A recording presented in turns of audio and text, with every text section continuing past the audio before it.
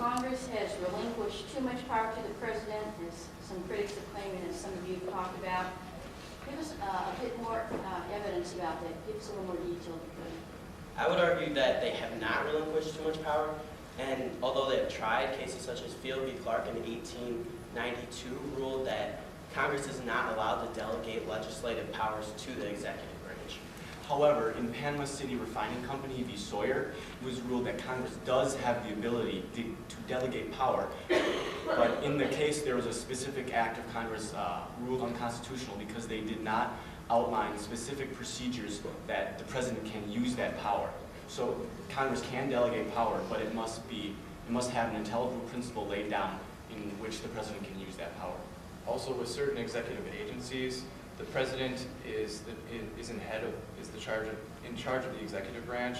However, the legislative branch is the source of income. So, if the president takes a stance on an issue that the legislative branch does not want, they can refuse to fund that executive agency or simply set a budget that would not allow them to function properly. Has that happened? Yes, the Atomic Energy Commission just received no funding from Congress, and so they essentially were shut down. One of the important powers of the president is the power of appointment. We're currently seeing the process for a new Supreme Court justice. Do you think Congress oversteps when a member of Congress says, I will oppose whomever the president appoints, irrespective of his or her qualifications?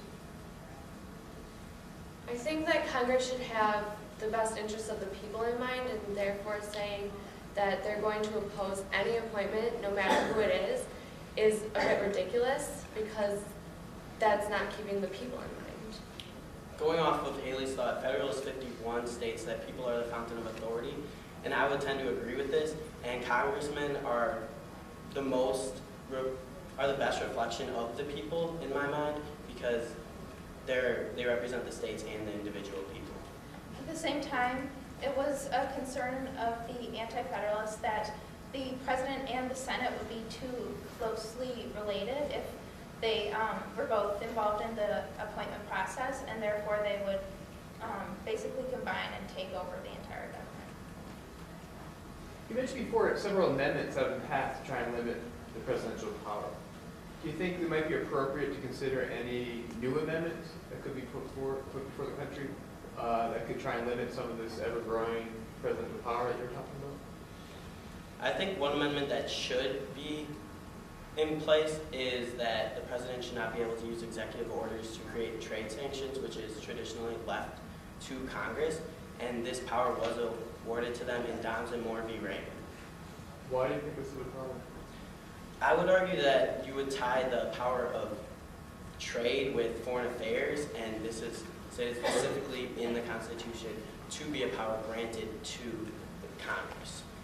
I have a counterpoint to that. Any executive orders can be ruled unconstitutional by the courts. This was seen in Youngstown Sheet and Tube Company case. We just call it the steel seizure case. One important justice in this was the concurrence of Justice Robert Black.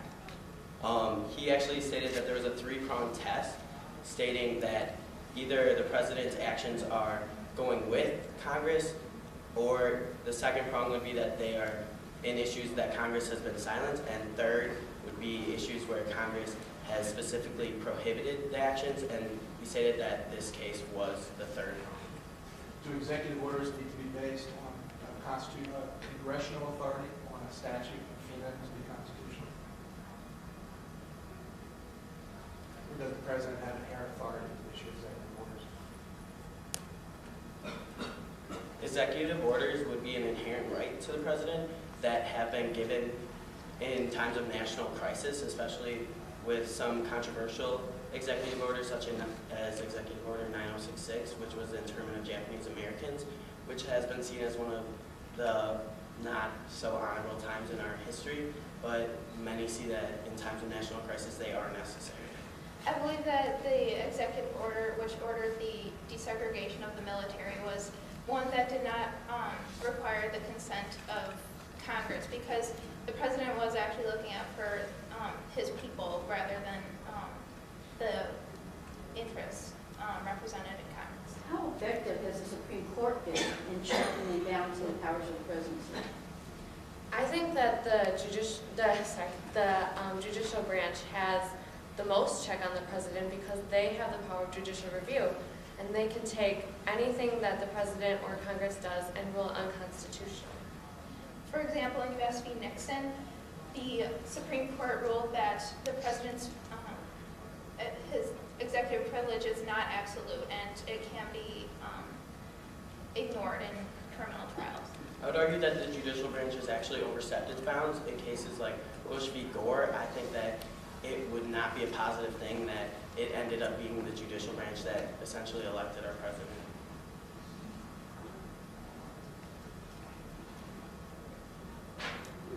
About 4